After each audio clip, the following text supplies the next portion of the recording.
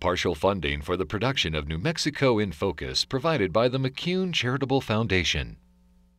A tragic school shooting in Roswell has left a community in shock. Will it impact what lawmakers do when the legislature convenes next week?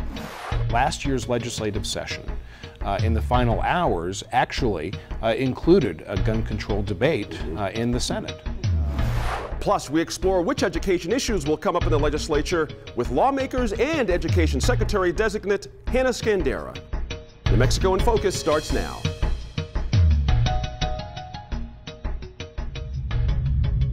The legislature returns to Santa Fe next week, and while the budget is supposed to be the primary focus of the short 30-day session, education is promising to play a big role as well. We'll talk with people in the know about what may happen, and we'll get a general overview of the upcoming session with State Senators Tim Keller and Sue Wilson Beffert.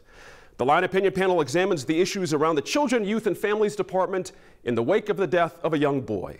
The panel will also talk about the ongoing shortage of healthcare professionals in the state. But we begin tonight with the latest school shooting. This time it was right here in New Mexico, and the alleged perpetrator is a 12-year-old student. Here's The Line.